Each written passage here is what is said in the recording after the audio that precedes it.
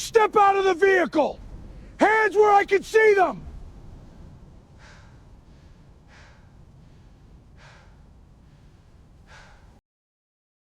The flashlight beam cuts through the blue edge of dusk, blinding Cassandra Beaumont, 52 years old, sitting quietly in her dust-colored rental car. Her hands instantly freeze at 10 and 2. She doesn't scream. She doesn't beg. Her fingers just tighten on the steering wheel. Her gray suit, reflecting the cold cruiser lights, Deputy Beau Hargrove sneers, leaning deep into her window. Since when do people like you drive these county roads after dark? Get your hands out before I put you where you belong! Before she can even reach her license, Hargrove yanks the passenger door open, snatching the velvet box from the seat. He flips it open. A six-pointed county star glints in the dark. Where'd a black woman like you steal a county badge?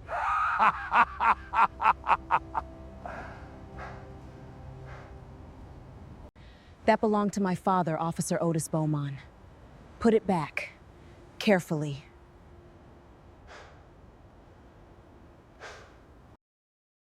Instead, Hargrove flips his wrist. The badge drops. He plants his muddy boot right on top of a dead man's honor, grinding it into the gravel. Whoops. Out here, sweetheart, your daddy's name is just dirt under my feet.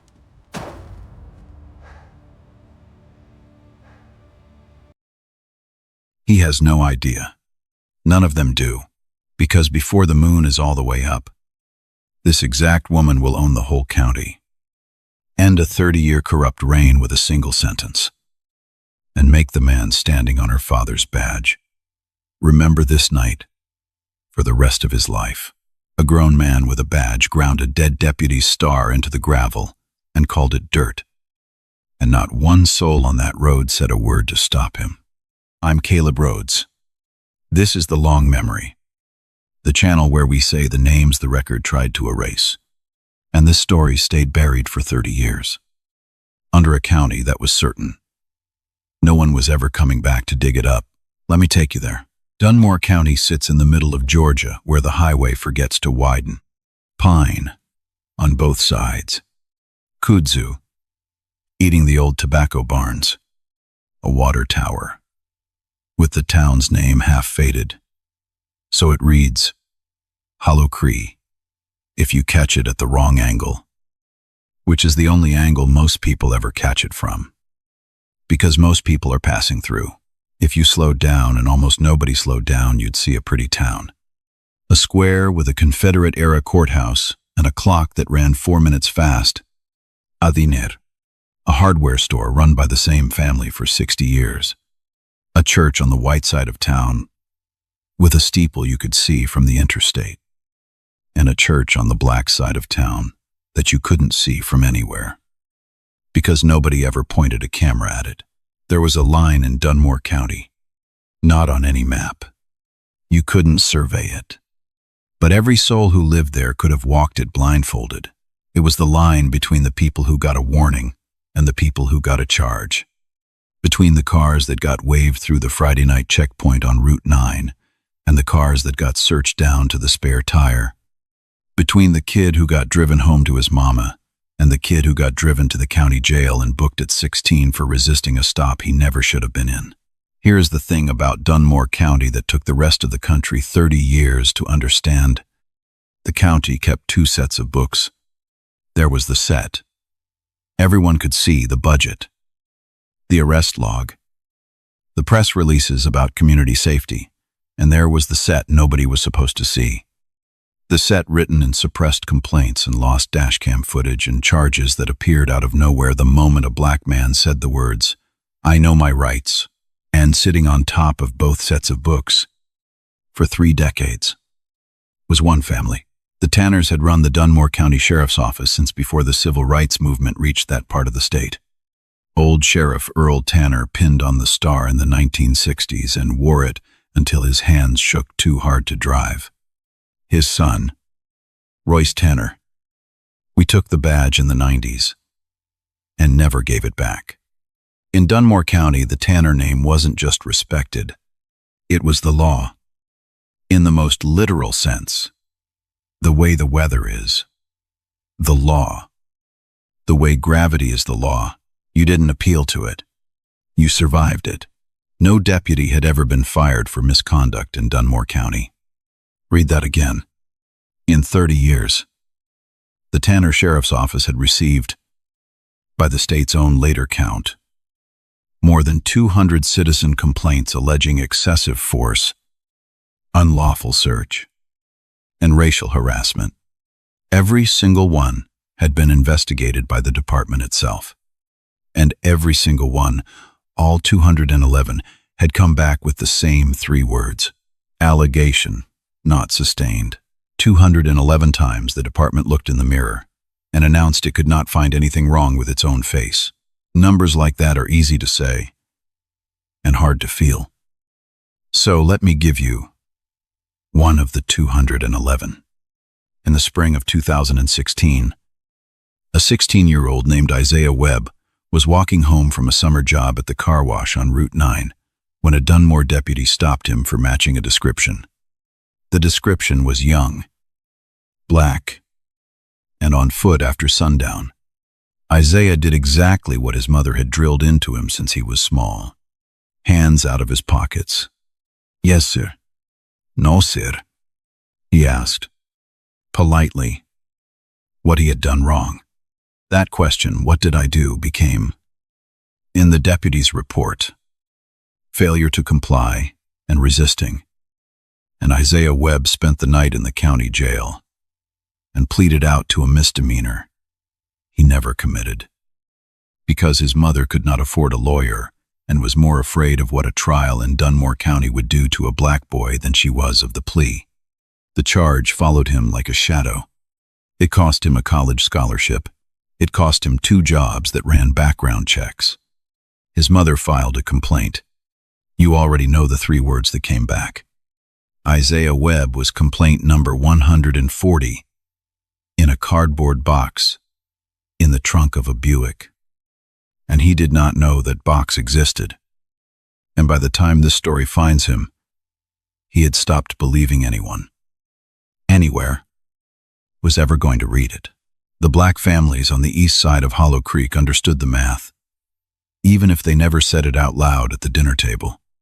You learned it the way you learned to swim, by being thrown in. You learned which roads not to drive after dark. You learned to keep your registration in a clear plastic sleeve on the dash, so you'd never have to reach into the glove box while a deputy's hand sat on his holster. You learned to teach your sons the choreography before they were tall enough to reach the pedals. Hands at 10 and 2. Sigh, yes, sir, and no, sir. Don't reach. Don't argue. Don't be anything but small. The last man who tried to fight it out loud was a deacon named Walter Pruitt, who stood up at a county commission meeting in 2009 and read the names of 3 young men the department had hospitalized that year. Within 90 days, Pruitt's small trucking company lost its county hauling contract. Failed. A sudden Department of Transportation inspection that found violations no one could later reproduce. And folded. The message landed. The way every message in Dunmore County landed. You do not say it out loud. You especially do not write it down. So nobody wrote it down. Almost nobody. Hold that thought.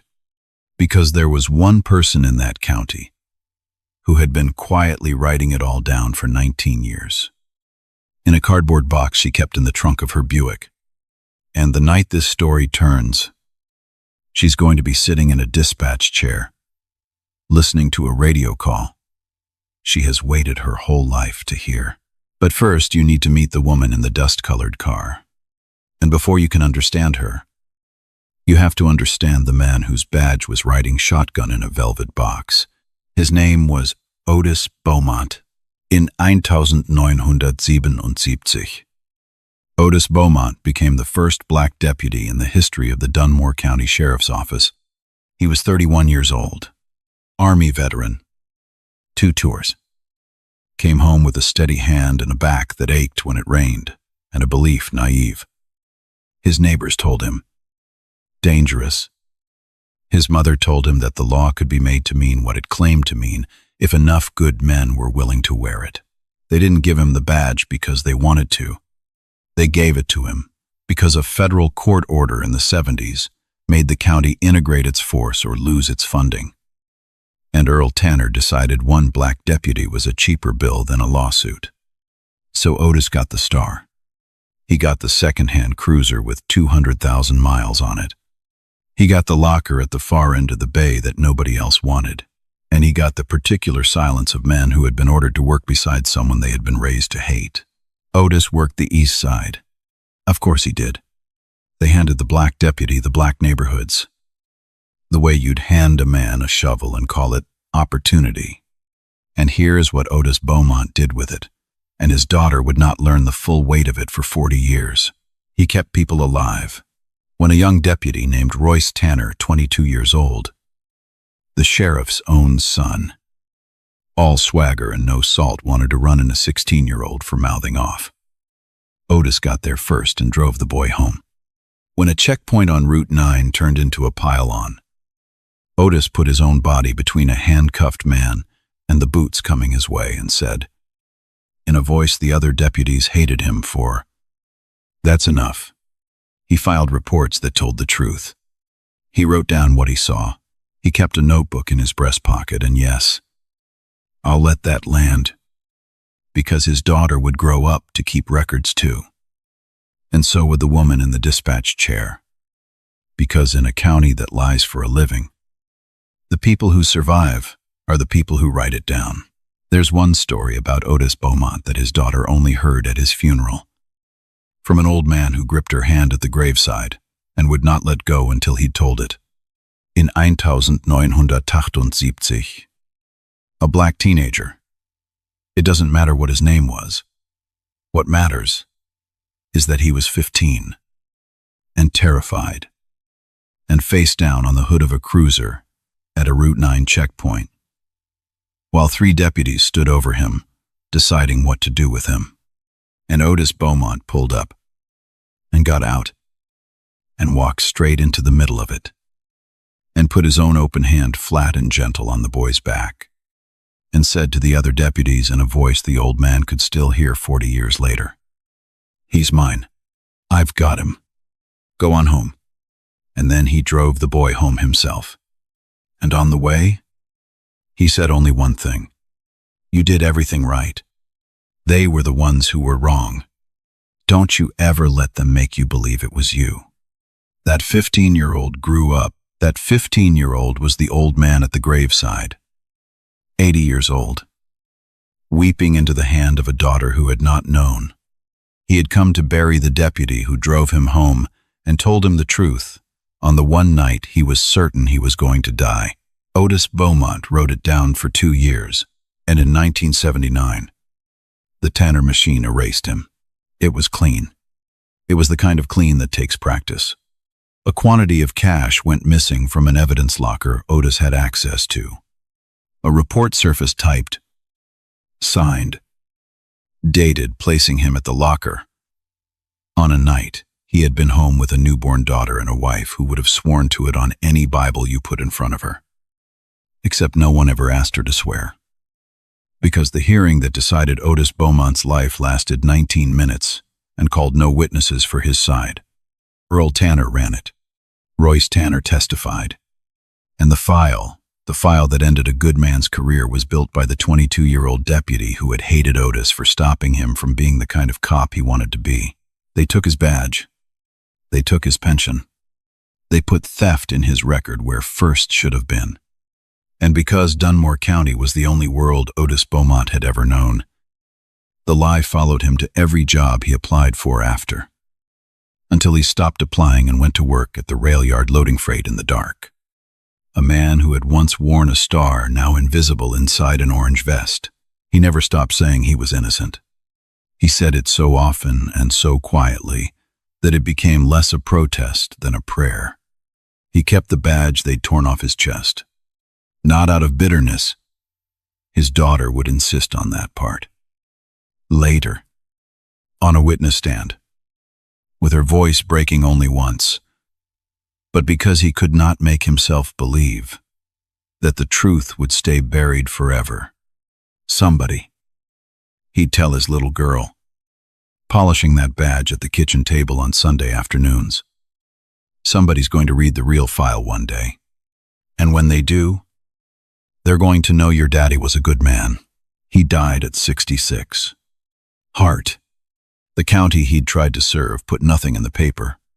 The church on the east side put him in the ground at Mount Olive Cemetery, under a stone that said only his name and his dates, because the family couldn't afford to argue with the record long enough to add the word veteran, and they were afraid, even at the graveside, even then, of what the county might do if they made too much noise. His daughter stood at that grave when she was 23 years old. A first-year law student with a borrowed black dress and a fury she had learned to fold up very small. And she made him two promises. The first was that she would never come back to Dunmore County. The second was that she would spend her whole life learning the only language that had ever been used against her family, to the law, until she knew it better than the men who had weaponized it, until she could pick up her father's file and read the truth out loud in a room nobody could throw her out of. It took her 30 years to break the first promise. She had already kept the second. Cassandra Beaumont did not become a lawyer the way the men in Dunmore County became sheriffs by inheritance, by name, by the soft assumption that the seat was always going to be theirs. She became a lawyer the way you climb out of a well, one handhold at a time, in the dark, with people above you telling you the hole was the natural place for someone like you to be. Full scholarship, she had to fight a clerk to even apply for. A first job at a legal aid office that paid in granola bars and the occasional thank you. Years representing the kind of clients the world had already filed under nothing, tenants being squeezed out of their homes. Fathers losing custody to a system that couldn't see them. Families standing exactly where her family had stood, on the wrong side of a record that had been written before they walked in the door. She was good. She was relentless. She had equality lawyers twice her age, envied, and could not learn. She did not get loud. She got precise. When the other side started shouting, Cassandra Beaumont got quiete, and slower, and more exact. And the quiet was worse than any shouting, because the quiet was the sound of a woman reading your own paperwork back to you until it strangled you. She made partner. She turned it down to take a federal judgeship that paid a third as much, because a robe could do what a partnership couldn't. By the time this story finds her, the Honorable Cassandra Beaumont sat on the United States District Court for the Middle District of Georgia, a federal judge, appointed for life, one of a small number of black women in the country to hold that exact chair. And 3 weeks before the night on Route 9, the clerk of her court had handed her a new case file. And Judge Beaumont had sat very still in her chambers for a long time, because the caption on the file read, United States of America v. Dunmore County, Georgia, and the Dunmore County Sheriff's Office. The Civil Rights Division of the United States Department of Justice had opened what the statute calls a pattern or practice investigation into the Dunmore County Sheriff's Office. The numbers had finally gotten loud enough, 211 complaints, all unsustained. A charging disparity at the county jail that no one could explain. With a straight face and a young Justice Department lawyer named Daniel Reyes had built a civil case under federal law to force the department to change or be changed. And by the random draw of a docketing computer that did not know or care about anyone's history, the case had landed on the desk of a judge named Beaumont. She could have recused herself right then. A lesser conscience would have. She would recuse. Before the end, you'll see her do it. And you'll understand why it matters. But not before she'd read every page. Because she owed it to a man in the ground at Mount Olive to at least read every page with her own eyes. And there was one more reason she was driving herself down to Dunmore County. Alone. At dusk. The evening before she was due to appear at the county courthouse for the first conference in the federal case. Her aunt, her father's last living sister, 91 years old, had passed 2 months prior. In the small box of things the family had left to sort, Cassandra had found a velvet jewelry case, and inside it, wrapped in a man's Sunday handkerchief, was a 6-pointed star, her father's badge, Dunmore County Sheriff's Office. Deputy, number 14. She had not known it still existed. She had assumed the county took it when they took everything else. But Otis Beaumont had hidden it from the men who fired him the way Della Foster was hiding a cardboard box in the trunk of a Buick, because some people, when the whole world is lying, decide to keep one true thing safe. Cassandra Beaumont decided she would drive down a day early. Alone. No clerk. No staff. No fuss. She would drive out to Mount Olive Cemetery while the light was still good. She would put her father's badge on his grave. And she would say the thing she had been carrying for 30 years. I read the file. Daddy, I'm going to fix it. Her protective detail federal judges are assigned. Deputy, United States Marshals.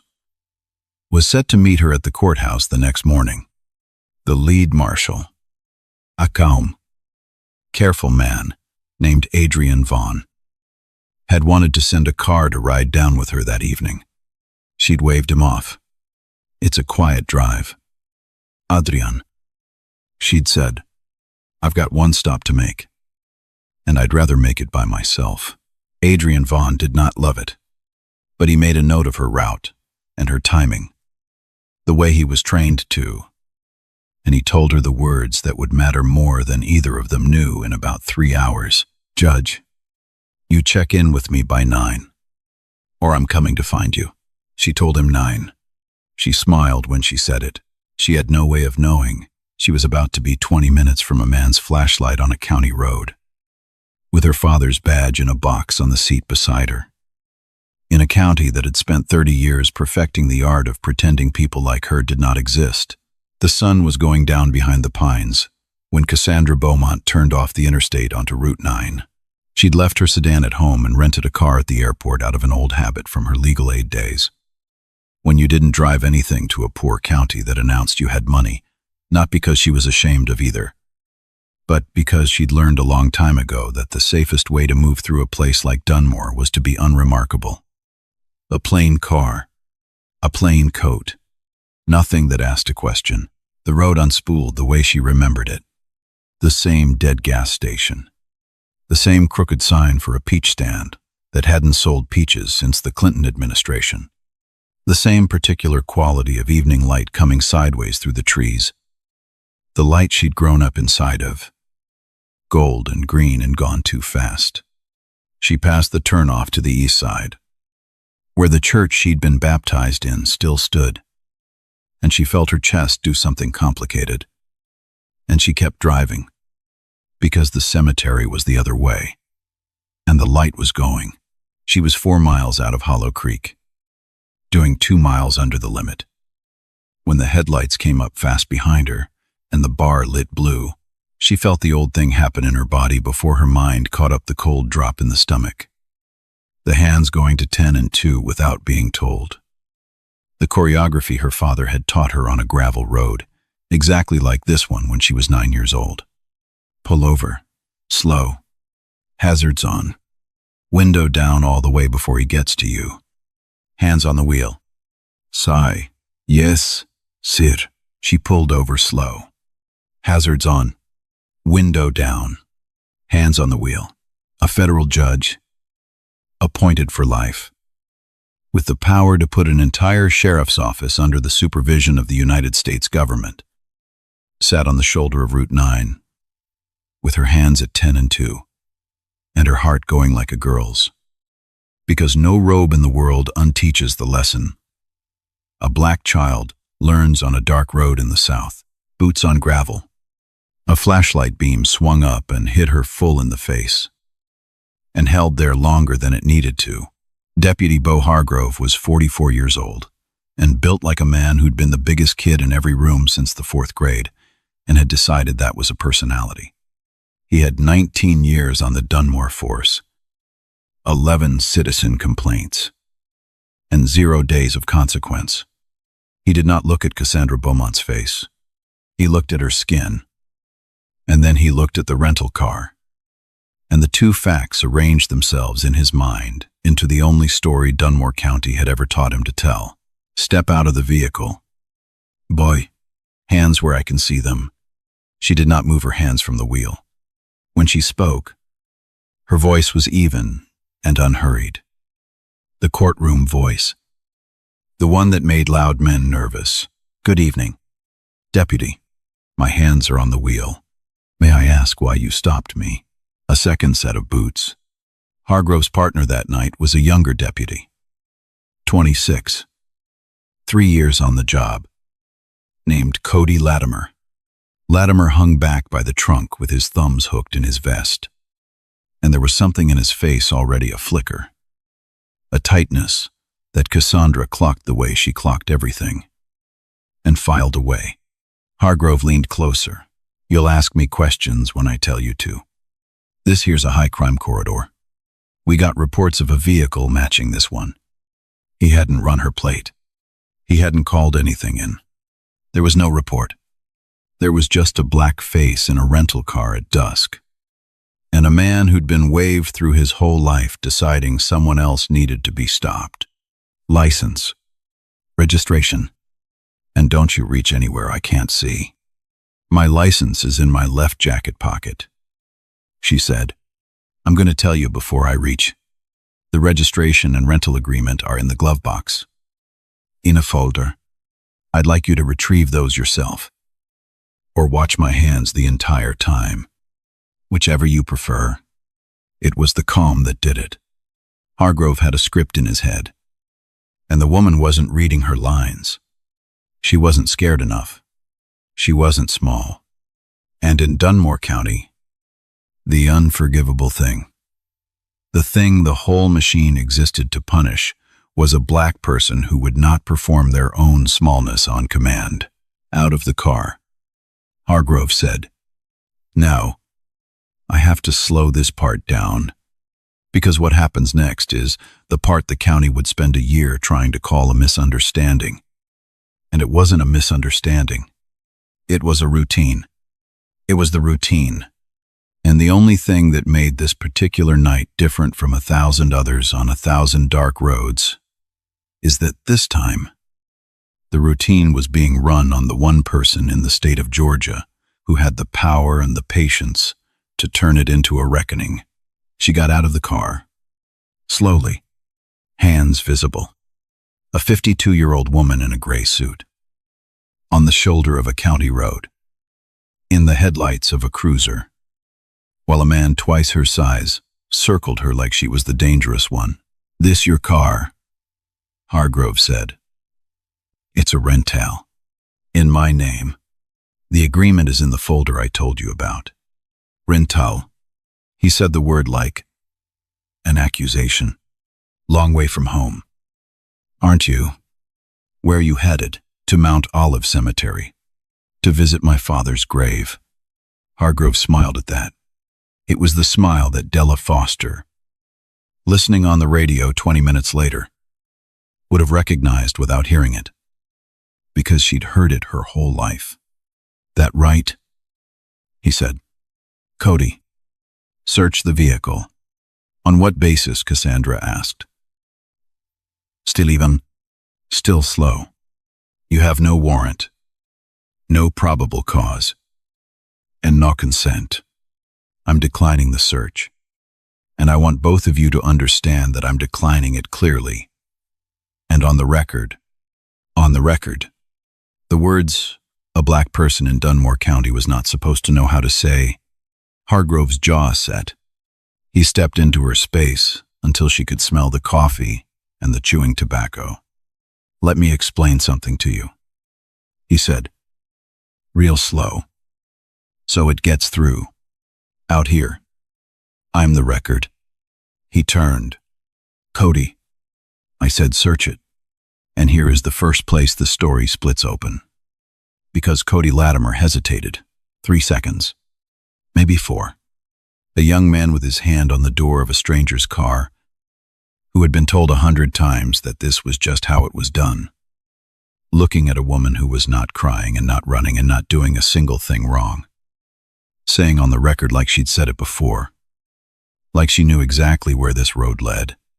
And in those 3 or 4 seconds, something in Cody Latimer, that the Dunmore machine hadn't finished killing yet, looked at the whole thing and saw it for what it was. He didn't search the car. Not yet. What he did instead, and he would testify to this himself, later, in a courtroom, with his voice shaking and his career already ash in his mouth, was reach up with one hand and turn on his body camera. The one department policy said should already have been running Paris. The one that, on this department, had a habit of being off on exactly the nights it mattered. Then he angled himself so the lens caught it all. Hargrove, out of patience now, yanked open the passenger door himself. He swept the seat with his flashlight, folder of papers, a bottle of water, and the velvet box. He picked it up. Well, now, he said, what we got here? He flipped the lid. The badge caught the headlight and threw it back the 6 points. The worn enamel. Dunmore County. The number 14. For 1/2 of 1 second. Even Bo Hargrove's dim machine of a brain registered that he was holding a sheriff's department badge. And a flicker of confusion crossed his face. Then he decided the easiest thing was contempt. You, impersonating a peace officer. He held the badge up between 2 fingers like it was something he'd scraped off his boot. Where'd you get a county badge? That belonged to my father, Cassandra said.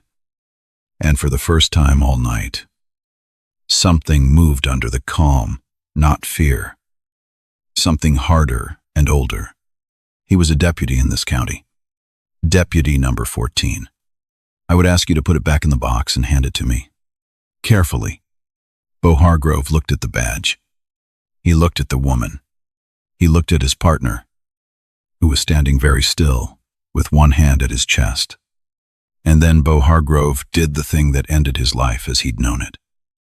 The thing that would be played on every news broadcast in America. Inside of a week.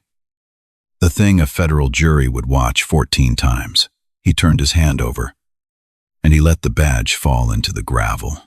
And then, while she watched, he stepped on it. He put the heel of his boot on a dead man's badge and ground it into the dirt the way you'd put out a cigarette. And he said, "Whoops." His partner laughed. It was nervous, and it was thin. And Cody Latimer would hate himself for it for the rest of his life, but it was a laugh. And the camera caught it. And the trucker, filming from the diner lot 100 yards back, caught the laugh and the boot from a second angle. And the waitress, Lindy Carmichael, who had come out onto the diner steps, with a dish towel still in her hands, made a small sound and put the towel to her mouth. Cassandra Beaumont did not lunge for the badge. She did not raise her voice. She looked at the man standing on her father's name, and she said, very quietly, the kind of quiet that makes the air go tight, "You are going to remember doing that for the rest of your life." Hargrove took it as a threat. Maybe it was. He grabbed her arm, spun her against the side of the rental, and brought her wrists together behind her back. Resisting, he announced to the empty road, to the dark, to the law of Dunmore County, which was him. Obstruction. Impersonating an officer. The cuffs went on too tight. She felt the metal bite. "You want to be on the record so bad. You're under arrest." "I'm not resisting," she said. To the camera she'd already noticed. To the trucker, she could see.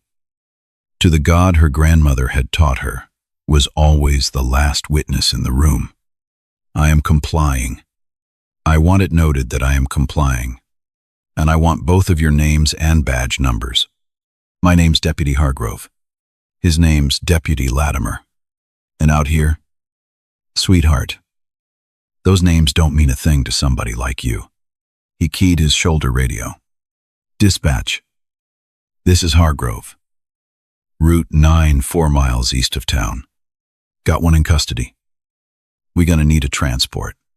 And get the sheriff on the line. He's gonna want to come look at this one himself. That radio call went out across Dunmore County at 11 minutes past 8 that evening. It was heard in exactly 2 places that mattered. It was heard at the home of Sheriff Royce Tanner, who set down his supper, smiled, and reached for his keys. And it was heard in the dispatch room of the Dunmore County Sheriff's Office by a 58-year-old woman named Della Foster, who had worked that radio for 19 years, who had a cardboard box in the trunk of her Buick, and who, when she heard Hargrove say the name on the license says here, her name's Beaumont. Cassandra Beaumont went absolutely still in her chair, because Della Foster had known Otis Beaumont. Della Foster had been a teenager in 1979. Della Foster had spent 19 years quietly photocopying every complaint the department made disappear, keeping them in a box, telling herself she was waiting for someone, telling herself someone was coming. And Della Foster looked at the dispatch screen, at the name Beaumont, and she whispered to the empty room, "Lord." She came back. Then she picked up the phone, not the department line, her own cell, and she made a call she had been rehearsing in her head for 19 years. While Della dials, "Let me put you back on that road, because it's about to get worse before the rescue comes. It always gets worse before the rescue comes. That's the part these stories don't tell you. The cavalry is never as fast as the cruelty." Cassandra Beaumont stood handcuffed against a rental car on the shoulder of Route 9 for 19 minutes. "I want you to sit in that number." 19 minutes. A federal judge, wrists bleeding under the cuffs, while a deputy leaned against his cruiser scrolling his phone, and his partner stood off to the side, with his body camera running and his stomach in his throat. She did not beg. She'd have no. She did not threaten. She did 3 things, and every one of them would matter. First, she memorized the badge numbers when she could finally read them, the time on the cruiser's dashboard clock, the exact words, the way Hargrove laughed, the plate of the cruiser, the mile marker. She built the record in her head the way she'd built 100 cross-examinations. Brig. Because the woman they thought was nothing had spent 30 years learning that the truth survives in the details and dies in the summary. Second, she stayed kind to the only person on that road who might still be reachable. When Cody Latimer, unable to look at her, mumbled, "Mom, the cuffs. Are they too tight?" She said, "They are. Thank you for asking. What's your first name?" "Son." And he said, "Cody," before he could stop himself. And she said, "Cody, you're recording, aren't you?" It wasn't a question. He didn't answer. He didn't have to. She nodded, very slightly, and said, "Good." And that one word "good" landed in that young man like a stone down a well. And he heard it splash for the rest of his life. Third, she watched the sheriff arrive. By now there was a small audience, and it mattered more than anyone on that road understood at the time. Lindy Carmichael had not gone back inside the diner.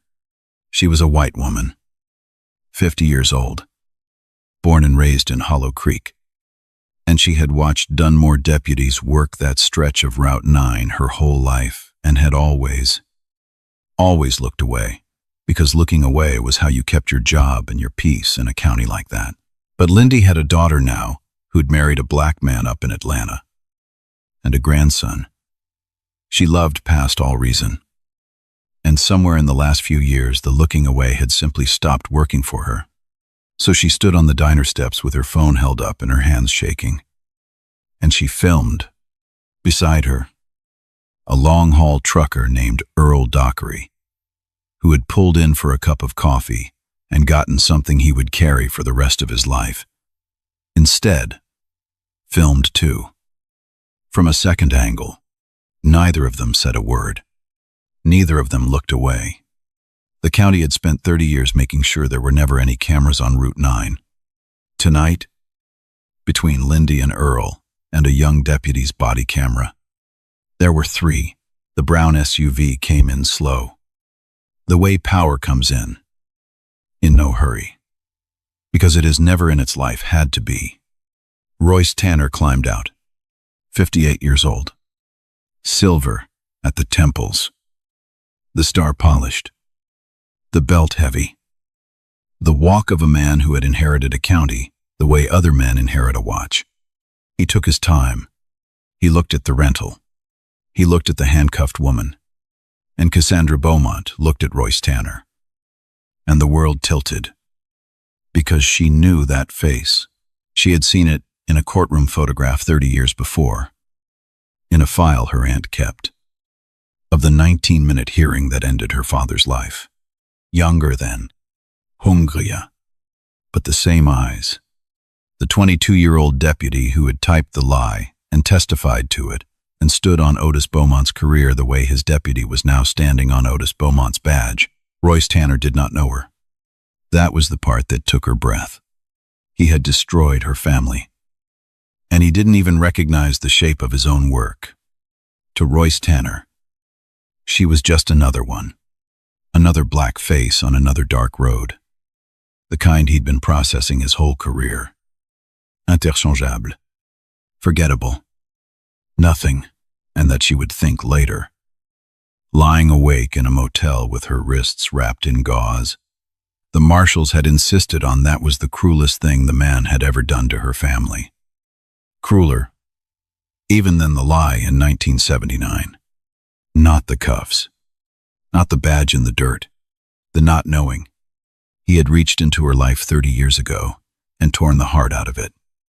And he had done it so casually, so much as a matter of routine, that her father's whole ruined life had not left a single fingerprint on his memory. She had carried Otis Beaumont every day for 30 years. Royce Tanner had not carried him for 30 seconds. To be destroyed by someone is a kind of agony. To be destroyed by someone who does not even remember doing it to be that disposed is a different thing entirely. And Cassandra Beaumont stood in the headlights and felt 30 years of folded-up fury press against the seams she'd sewn so carefully. And she held them. She held them because she was about to do something to Royce Tanner that no amount of shouting could ever match. She was going to make him remember. She was going to make a whole country remember. And then she was going to put it in the permanent record where he could never lose it again. What have we got? Beau, Tanner said, not looking at her. The way you'd ask about livestock, wouldn't get out of the car, mouthing off about her rights. Declined to search. Hargrove smirked. Had a county badge on her claims it was her daddy's. I figure impersonation. And obstruction. He towed the gravel, where the badge still lay. Resisting when I cuffed her. Tanner finally turned and looked at her. He looked at her the way you look at a problem that's beneath you. Honey, he said, I don't know where you think you are. But in my county, we don't take kindly to folks who can't follow simple instructions. You make this easy. Maybe you sleep in your own bed in a couple days. You keep playing lawyer, he smiled. And it was Hargrove's smile, 30 years senior. The family smile. And you'll find out real quick how slow our paperwork can go. She held his eyes. She thought about saying it then. She thought about saying, I know what you are. I know what you did in 1979. I'm his daughter. She had 30 years of it loaded behind her teeth. She didn't, because Cassandra Beaumont had not climbed out of that well by losing her temper at the bottom of it. She knew the way she knew the statute numbers, the way she knew the choreography, that the most powerful thing she could do was nothing. Let it run. Let every word land on camera. Let Royce Tanner stand there in front of 2 recording devices and a half-dozen witnesses and be, completely and without apology, exactly what he had always been. The truth was building its own record. Brick be brick. And all she had to do was not get in its way. So she said only this, Sheriff. I'd like the badge off the ground. Tanner glanced down at it. The county star in the dirt. His own department's badge. Number 14. A number that, if he'd had a conscience or a memory, should have stopped his heart. He nudged it with the toe of his boot. An inch. Contemptuous. And said, when we're done. And then Royce Tanner's phone rang. He almost didn't answer it, but he saw the number. And it was the courthouse. And a small line appeared between his eyebrows. Because the courthouse didn't call his cell at 8:30 on a weeknight, he stepped away to take it. Cassandra couldn't hear the words. She watched his back. She watched his shoulders. She watched the exact moment, and she would describe it later. On a witness stand. As the only thing about that whole night she allowed herself to enjoy, she watched the exact moment Royce Tanner's spine changed. He turned around slowly. He looked at her, and for the first time in 30 years of wearing his father's star, there was something in Royce Tanner's face that did not belong to a man who owned a county. There was fear. Beau, he said, and his voice had gone strange. Beau, take those cuffs off her. Hargrove blinked. Sheriff, take the cuffs off. Now. Tanner was staring at her like she'd grown a second head. Ma'am, Miss, what did you say your name was? And down the dark of Route 9. Far off. 2 sets of headlights appeared. Then 4. Then 6. Coming fast. Black SUVs. In a tight federal line. The kind of convoy that does not exist in Dunmore County. The kind of convoy that means the outside world has finally found the place on the map where Hollow Cree is. Here is what had happened in the 20 minutes you weren't watching.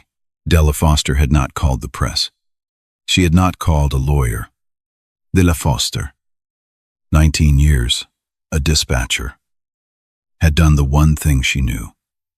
The system could not ignore. She had called the after-hours line for the United States Marshal's Service Field Office. And she had said 11 words that cut through every layer of bureaucracy like a blade. You have a federal judge in the handcuffs on Route 9 inches, Dunmore County.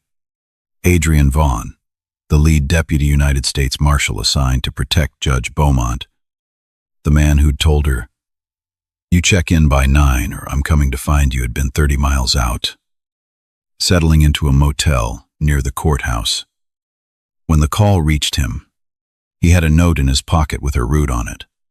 He had a tracker on the rental she didn't know about. Because that is the job. And when dispatch relayed Dunmore County, deputies, in custody, Adrian Vaughn was moving before the sentence was finished. And so were 5 other vehicles.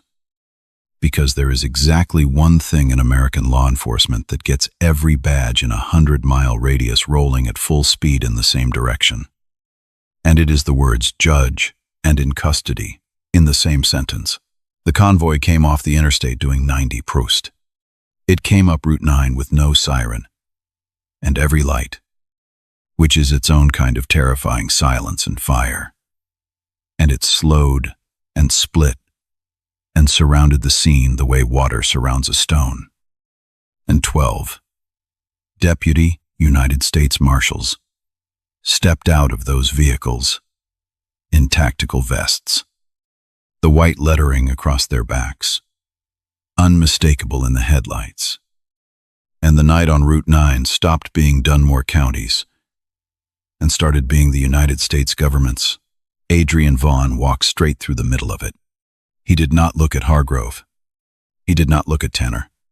He walked to the woman in the gray suit with her wrists just freed and bleeding.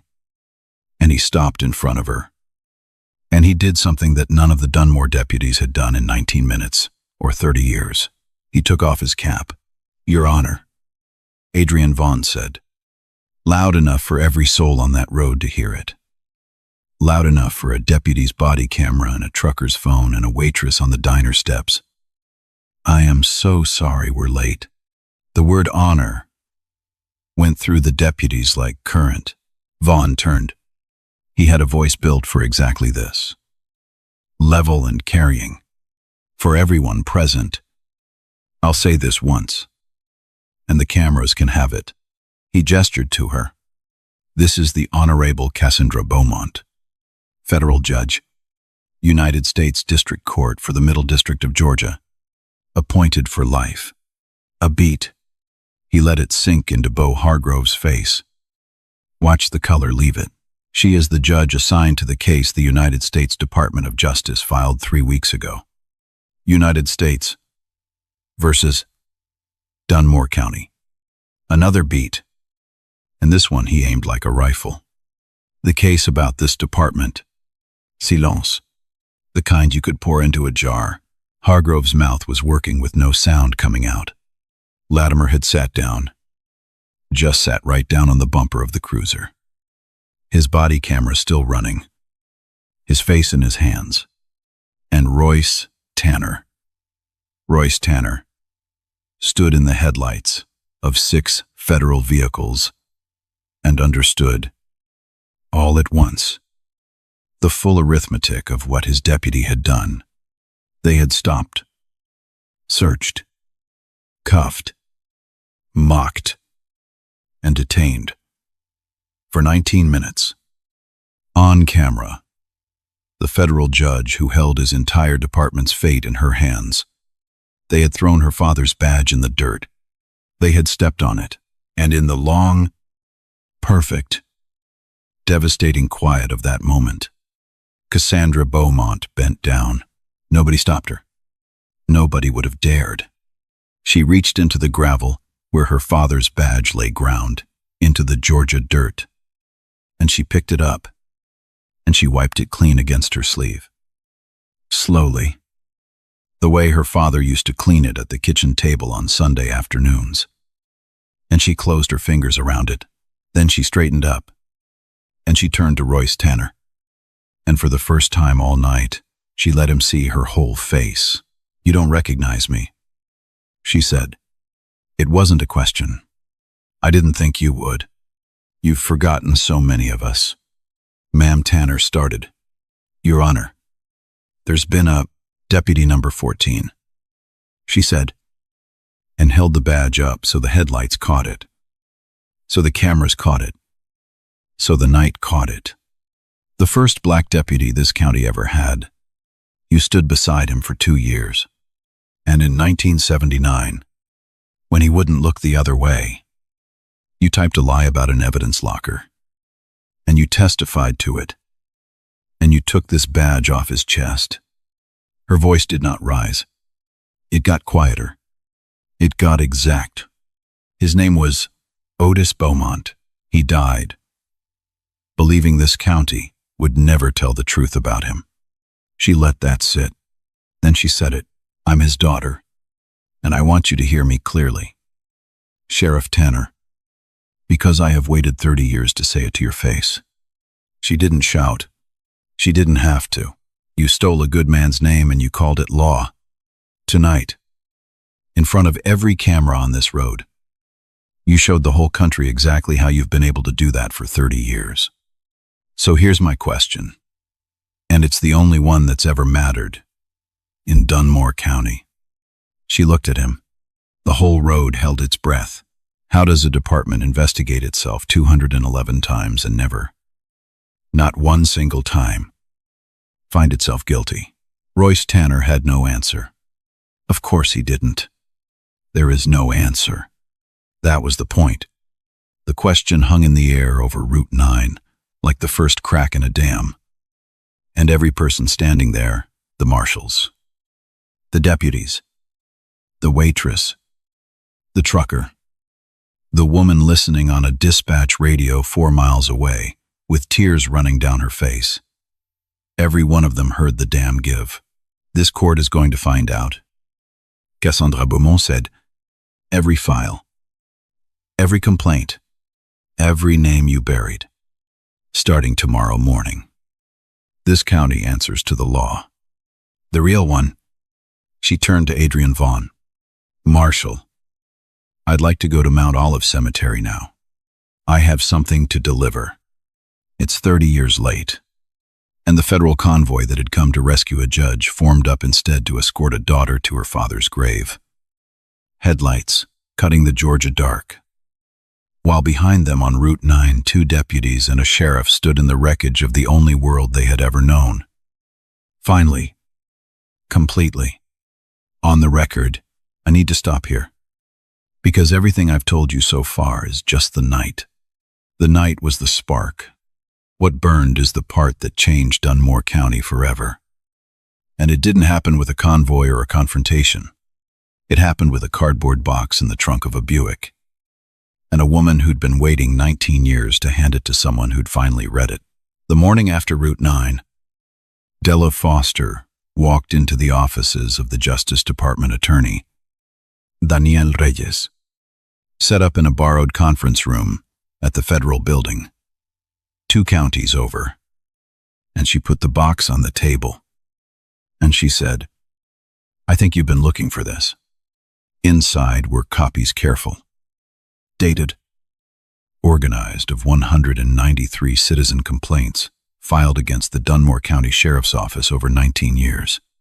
The originals had all been marked, not sustained, and filed where no one would find them. But Della Foster had typed the intake forms. Della Foster had seen the people come in with their split lips and their wrongful charges and their disbelief. And Della Foster, who could not stop it and was too afraid to speak it, and had done the one act of resistance available to a frightened woman. With a copy machine and a conscience, she kept the receipts. And here is what the receipts showed when Reyes and Judge Beaumont's court in the Civil Rights Division laid them end to end. They showed a pattern so clean it was almost a confession. They showed that black drivers in Dunmore County were stopped at 5 times the rate of white drivers and searched at 9 times the rate, while contraband was found on white drivers more often. They showed a charge called obstruction that appeared in the file of nearly every black resident who had used the words "my rights," and almost never anywhere else. They showed that the county jail booked black teenagers for offenses that got white teenagers a ride home. They showed 211 complaints and 211 exonerations, and a department that had built a machine for laundering its own cruelty into the language of order. And buried in Della's box, in a separate folder she'd kept apart from the rest, was something she had photocopied, not as a dispatcher, but as a witness. The personnel file of Deputy Otis Beaumont, the 1979 internal report, and, paper clipped to it, the duty log from the night of the alleged theft, the real one. The one the 19-minute hearing never entered into evidence, showing Deputy Beaumont signed out. Off shift. Gone home. At a time that made it impossible for him to have been at that locker. The lie had been sloppy. The lie had always been sloppy. It had simply never had to survive a single honest reader. Now, it had one. Justice in a case like this does not come down like a gavel. It comes in waves. Over months. And I'm going to walk you through them. Because every wave mattered. And because the families on the east side of Hollow Creek had waited 30 years to watch the tide finally turn the other way. The first wave came fast. And it came for the men on the road. Bo Hargrove and Cody Latimer were placed on administrative leave within 24 hours. The body camera footage, Latimer's footage, the footage he turned on himself, went to the FBI. Because what happened on Route 9 was not a county matter anymore. It was a federal crime. Under Title 18 of the United States Code, Section 242, it is a federal felony for anyone acting under color of law, meaning, with the authority of a badge, to willfully deprive a person of their constitutional rights.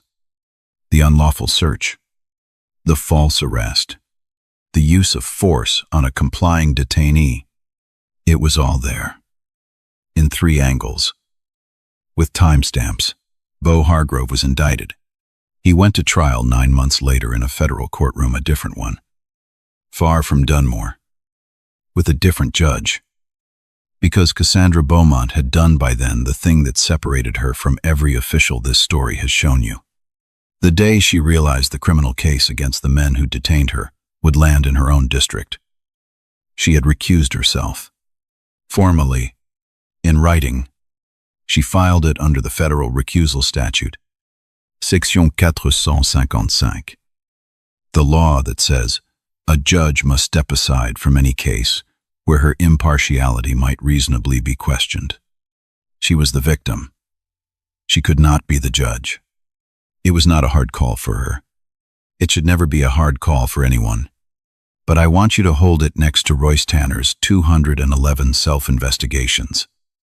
Because the whole rotten heart of Dunmore County was the difference between a person who steps aside when she has a stake and a system that appoints itself judge of its own crimes and finds itself innocent every single time. A federal jury watched Latimer's video 14 times. They watched a man pick a dead deputy's badge off a passenger seat and grind it into the dirt under his boot and say, "Whoops." They convicted Beau Hargrove of deprivation of rights under color of law. He was stripped of his certification, barred from ever wearing a badge in any state again, and sentenced to federal prison. The biggest kid in every room since the 4th grade walked into a cell, and the county he'd been the law of did not send anyone to watch. Cody Latimer was a harder, truer story. He had laughed on that road, and he never forgave himself for the laugh. But he had also turned on his camera when policy and pressure in his own training told him to keep it off. And he had angled it to catch the truth. And when the federal investigators came, Cody Latimer did not lawyer up and protect the brotherhood. He testified to everything. He sat in a witness chair and described, in a voice that broke twice, how the department trained you to stop reaching for your conscience. And he named names. And he handed the prosecution the architecture of the whole machine, the Justice Department, in exchange for his full cooperation. Brought no charges against him. He lost his badge, surrendered it. Actually, before anyone could take it, and he did not go to prison. He also did not go back to the only life he'd known. The last thing this story will tell you about Cody Latimer comes at the very end. And it's the part that made me believe people can change. Even people. The machine had its hooks in. The second wave came for the sheriff. The federal pattern or practice investigation, armed now with Della Foster's box and a county's worth of newly unafraid witnesses, produced a findings report that ran 91 pages. It documented what the families had always known and the county had always denied, a sustained, decades-long pattern of unconstitutional stops, searches, and arrests concentrated against black residents, enabled by a complaint system designed to fail, and a command structure that protected its own. The report named Royce Tanner. It documented his personal involvement in suppressing complaints, and in its appendix, in language as dry as the statute and as heavy as a tombstone, it included the case of Deputy Otis Beaumont, 1979, as the earliest identified instance of the department's practice of weaponizing internal process against officers and citizens who refused to participate in misconduct. Royce Tanner resigned before they could remove him. It didn't save him. He was decertified, which means the state pulled his peace officer license, and he could never again hold a badge anywhere in America.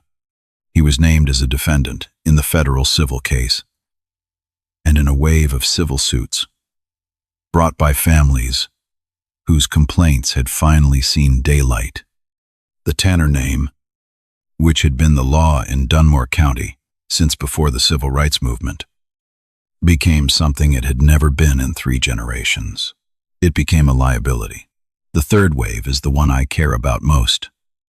And it's the one that makes this a black stories and not just a revenge story. Because firing 3 men does not change a county.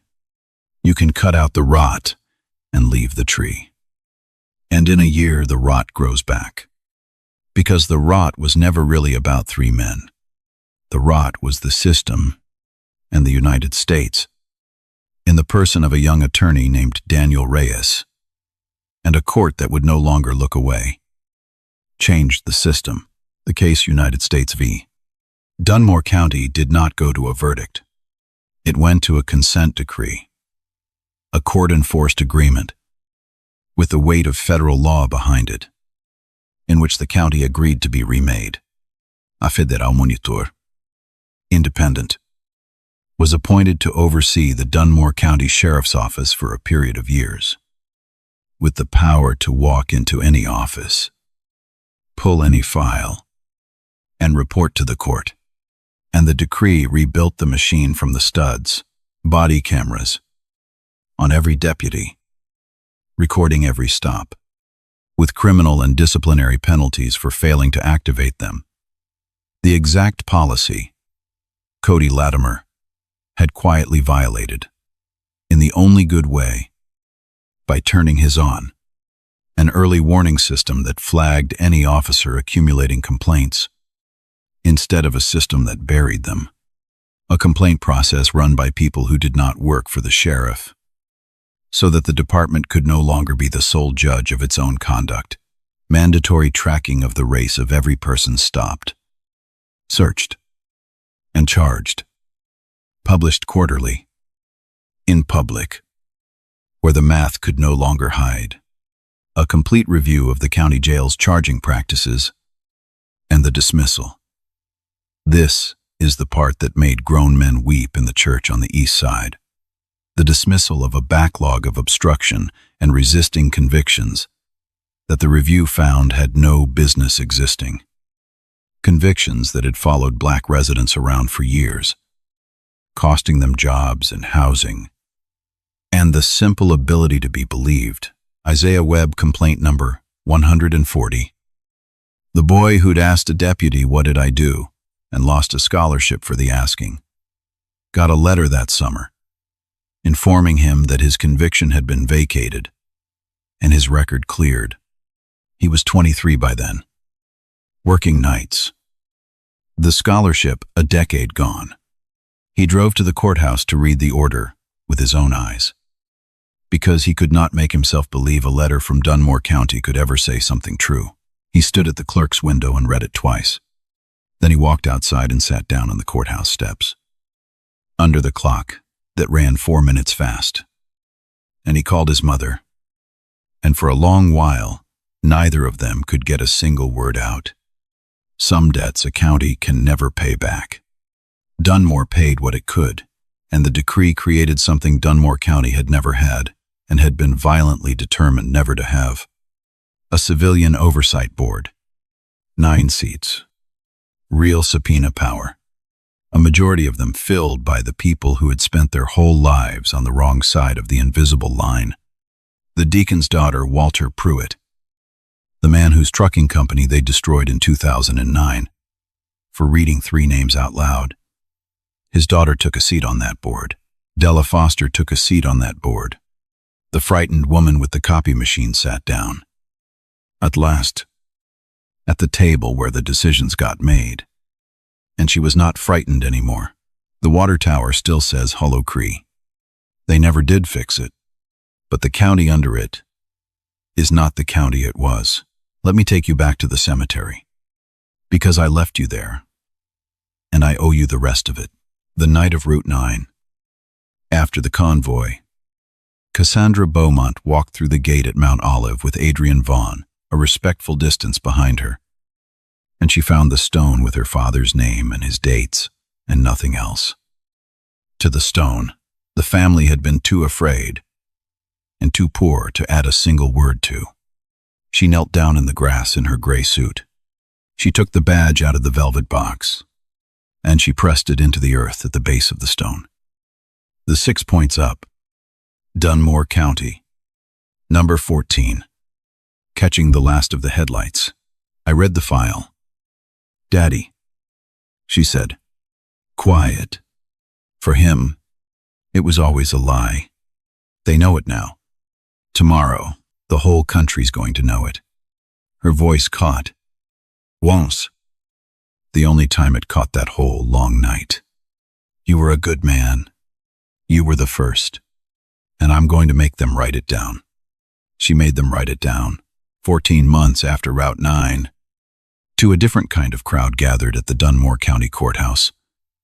The one with the 4 minutes fast clock for a hearing that had no defendant and no jury.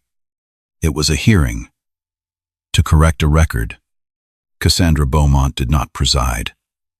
Another judge did, because she had a stake, and she knew it. But she sat in the gallery, in the front row, between her late aunt's empty chair and a row of East Side families.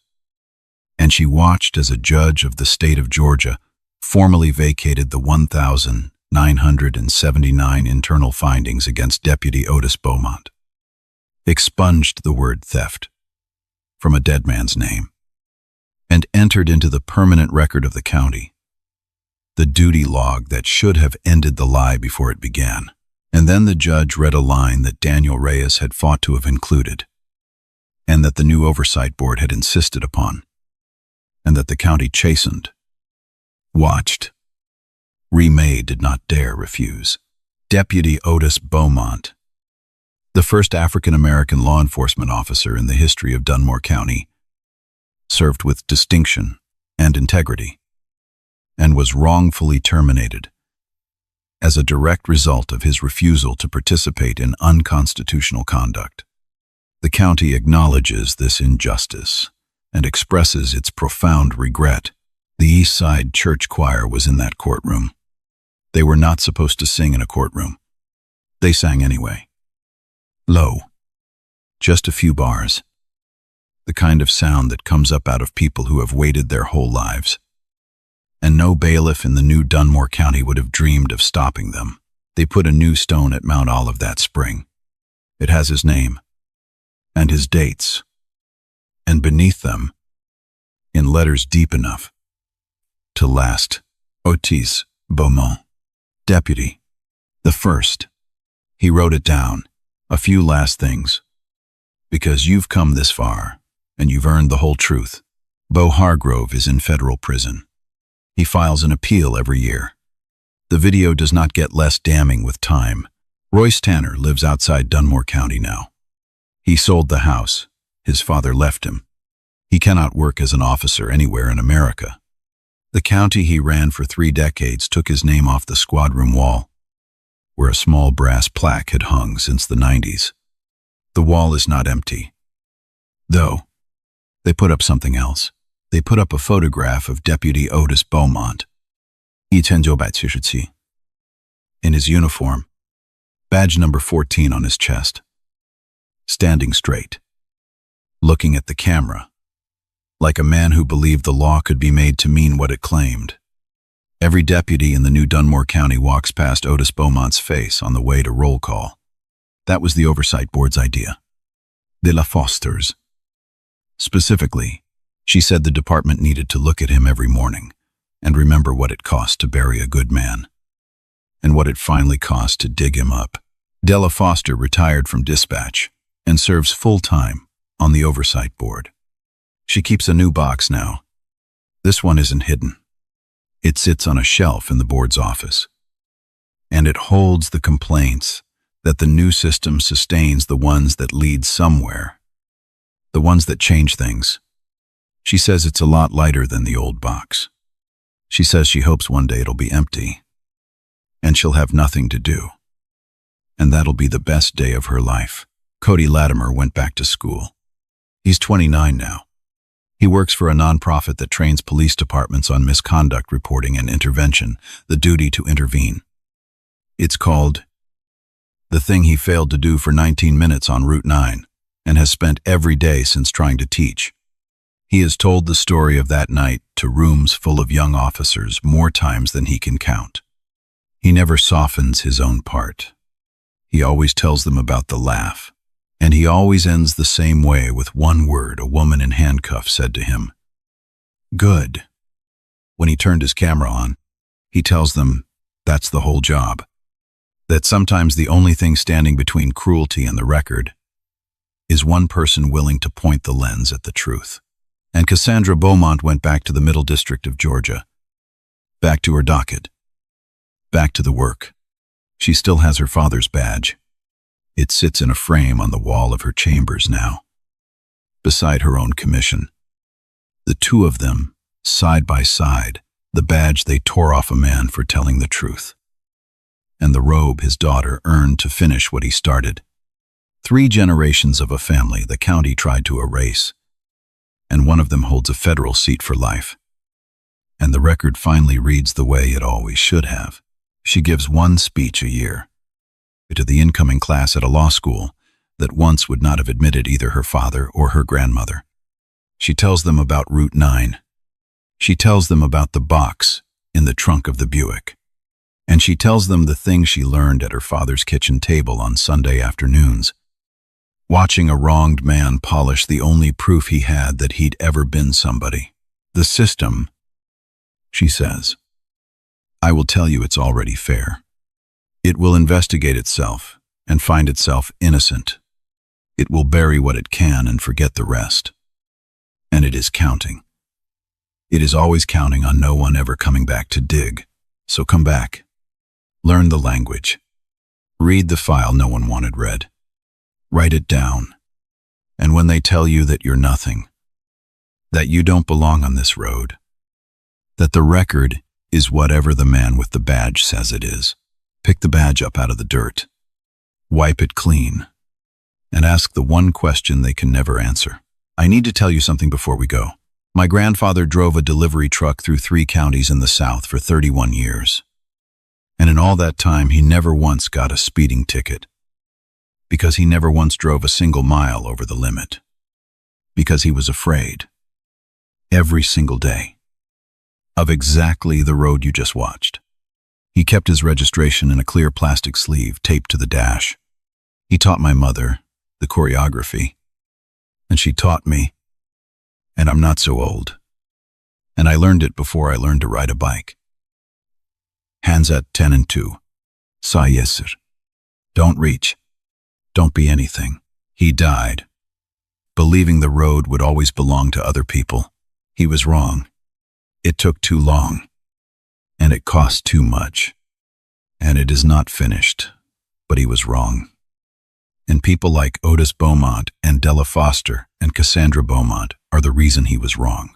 I made this channel because the county always keeps 2 sets of books. And the second set, the buried one. The true one only ever sees daylight when somebody refuses to forget. The long memory. That's the whole idea. The powerful are betting on a short one. They are betting you'll get tired. That you'll move on. That the names will blur. That no convoy is coming, and no daughter is driving back down Route 9 with a badge in a velvet box. Prove them wrong. So look at the people around you. Really look. Past the plain car. Past the gray suit. Past the worn coat and the cracked shoes. You have no idea who you're standing next to. You have no idea what they've survived. Or what they're about to do. Or whose badge they're carrying home. If this story moved you, if it put a stone in your chest, the way it put one in mine, hit that like button. It costs you nothing. And it pushes this story in front of somebody who needs it tonight. Share it. Send it to someone who's been pulled over for nothing. Who's been told they don't belong. Who's been looked at the way Royce Tanner looked at a woman he'd already wronged and didn't even recognize. Subscribe and turn on notifications. Because next week we're telling another one. They tried to bury, and I don't intend to let them. And drop me a comment. Tell me, have you ever been underestimated by someone who had no idea who they were talking to? Have you ever had to teach a child the choreography? Have you ever kept a true thing safe in a box, waiting for somebody to finally come and read it? I read every single one. I'm Caleb Rhodes. This was the long memory. The record is long, and we are still here, reading it out loud.